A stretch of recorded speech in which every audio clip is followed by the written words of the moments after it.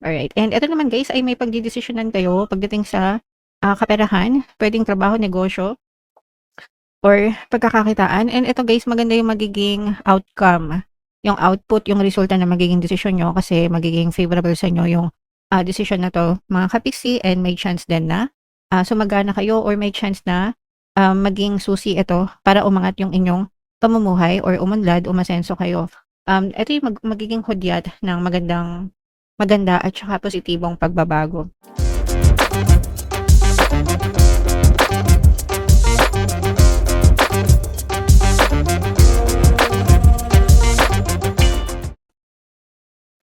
Hello guys, hello Capricorn, welcome back to Pinay Big C Tarot. Ang pamagat ng episode natin for tonight is first half kapalaran guys para ngayong July 1 to 15 para sa Capricorn Sun, Moon, Rising sign and Venus. Unahin natin tong deck na to guys. Ito yung mga angel messages sa inyo or mga paparating sa inyo. Mga pwede nyong ma-experience, mga kapiksi. Meron tayong collaboration.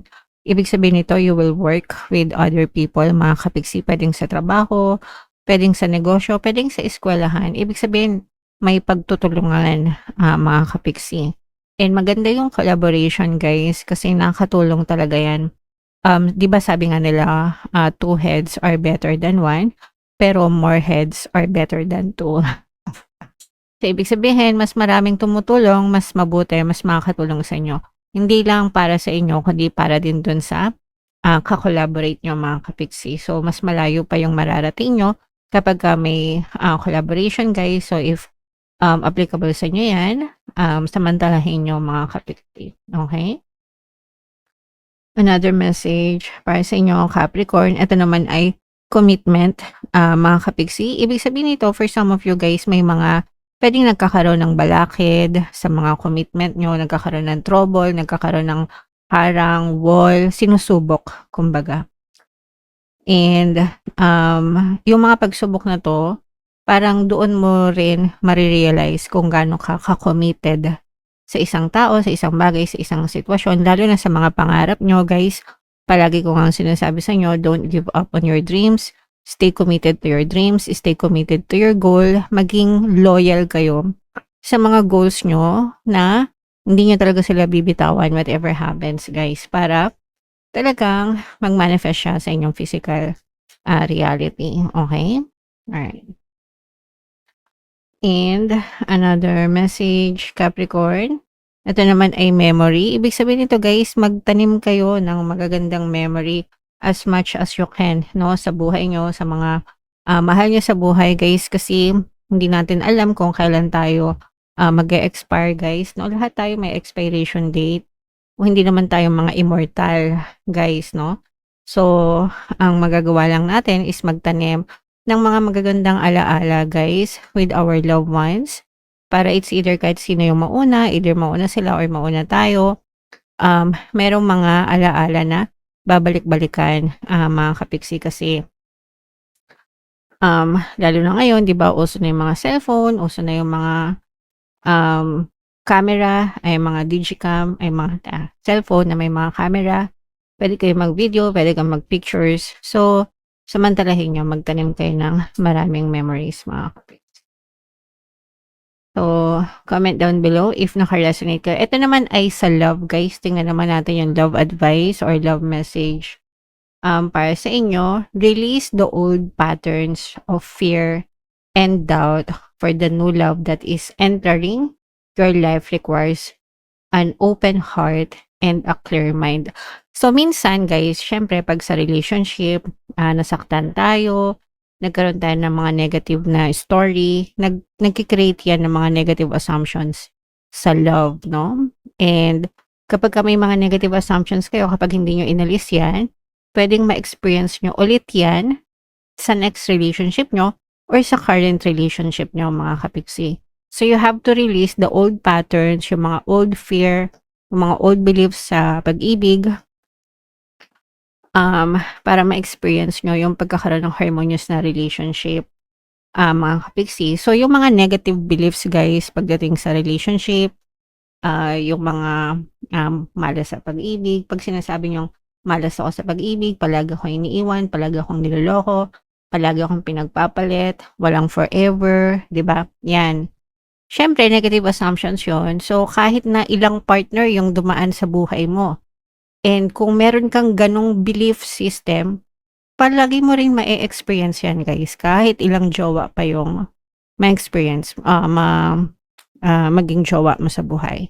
So, imbis na 'yun, ang isipin mo, mag-focus ka sa mga positive beliefs pagdating sa pag-ibig, like, "Swerte ako sa pag-ibig, I'm always chosen, I'm always loved, I deserve love," 'di ba? Palagi akong pinipili, palagi akong minamahal, kaibig-ibig ako, yung mga gano'n guys. You have to create a good assumption when it comes to love para ma-experience mo yung harmonious na relationship sa person mo, okay? Sana naintindihan niyo guys, pero yeah, that's the love message para sa inyo, Capricorn. So, comment down below if naka-resonate kayo diyan guys. Ito yung deck na gagamitin natin. Shuffle natin 'to, hanapin natin yung energy ng Capricorn. Habang sinu-shuffle ko 'to guys, panoorin niyo muna yung video natin regarding sa ating paano mag-manifest ng abundance video course. Kapiksi, sawa ka na ba sa mga struggles at hirap sa buhay mo? Masipag ka ba at masikap sa buhay ngunit hindi ka pa rin umaasenso? Ilang beses ka na bang nag-attempt mag-negosyo at mag-invest pero palagi ka pa rin nalulugi? Sa pagkakataon na ito ay maaaring may subconscious beliefs ka na nagiging balakid sa iyong pag-unlad at pagyaman. Introducing, paano mag-manifest ng abundance video course. Dito ay matututunan mong ma-overcome ang mga balakid mo para tuluyan ka ng umunlad, umasenso, sumagana, maging matagumpay, successful at maswerte sa iyong kabuhayan, pera, trabaho, negosyo, salapi at kaperahan ng bonggang-bongga. Dali, mag-send na ng email sa pinoypixie@gmail.com at simulan na ang iyong pagyaman ngayon. Alright, so sa lahat ng gusto mag-avail ng course guys, meron tayong paano mag-manifest ng abundance video course, paano mawala ang third party at magkaroon ng harmonious na relationship, paano pabalikin si ex, revise breakup. Sa mga interesado guys, mag-send lang kayo ng email sa pinoypixie@gmail.com. And sa mga naghahanap ng pampaswerte guys, meron tayong money shaker jar. Ito yun guys, no? Super liit na bote pero super effective guys and super powerful. Ang dami ng sumakses dito mga kapiksi. At saka ito, so sa mga interesado, ito yung ating WhatsApp number. Ito guys, chat nyo lang ako dyan. So, Capricorn, kayo ay represent ng King of Pents. Meron din ditong presence ng another earth sign, Capricorn, Taurus, Virgo. For some of you, maaaring may ganyang element kayo sa inyong natal chart or you may be dealing with other signs na may ganyan sa kanilang natal chart, mga kapiksing. So, this is both positive and negative. Yung negative na nakikita natin dito guys is mga away, gulo, no, conflict sa ibang tao. Meron kayong, pwedeng meron kayong hindi makasundo, pwedeng may naiinis sa inyo, may nambubuli sa inyo, yung iba sa inyo pwedeng pinagtutulungan din sa trabaho or sa kapitbahay nyo, parang pinag-chichismisan kayo, parang kayo yung nagiging topic ng mga marites, especially sa workplace guys, no? And iwasan nyo guys, also iwasan nyo rin na sumali sa mga group chat na nag-uusap ng hindi maganda tungkol sa ibang tao. Kung meron kayong mga group chat that's safe for work, make sure na yung topic nyo is professional lang, tungkol lang sa work. Pero pag meron na kayong pinag-uusapan na masama about another person, please refrain, no? Ibig sabihin, umiwas kayo sa ganun mga gulo kasi baka mapahamak kayo mga kapiksi. So ito'y babala na rin. Guys, kasi medyo may gulo, maaaring masabit kayo sa mga gulo, so iwasan yung masabit kayo sa mga ganong uri ng sitwasyon, mga kapiksi. Okay? Alright, and ito naman guys ay may pagdidesisyonan kayo pagdating sa kaperahan, pwedeng trabaho, negosyo, or pagkakakitaan. And ito guys, maganda yung magiging outcome, yung output, yung resulta na magiging desisyon nyo kasi magiging favorable sa nyo yung decision na to mga kapiksi, and may chance din na sumagana kayo or may chance na maging susi ito para umangat yung inyong pamumuhay or umunlad, umasenso kayo.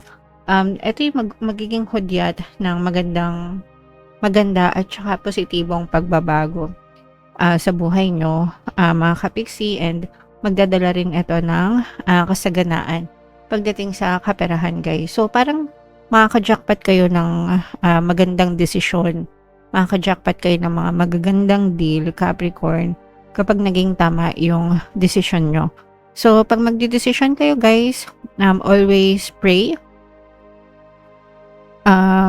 Always tell yourself everything is always working out in my favor, no? Para maging pabor talaga sa inyo yung sitwasyon, mga kapiksi. And itong mga pag-unlad na to, pag-asenso, itong abundance of money na to, at saka positive change, guys. I-main-main nyo na to sa comment section kasi napakagandang combo nito para sa inyo, Capricorn, okay?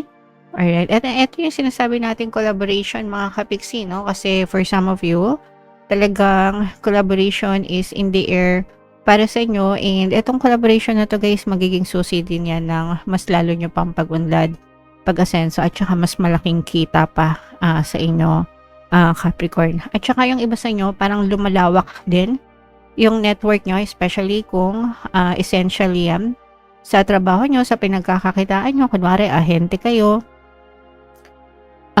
Kapag mas malawak yung network nyo, mas malaki yung chance na ma-refer kayo sa ibang tao, mas malaking chance na dumami yung kliyente nyo. Syempre, pag mas madaming kliyente, mas maraming pera yung pwedeng pumasok sa inyo. Okay?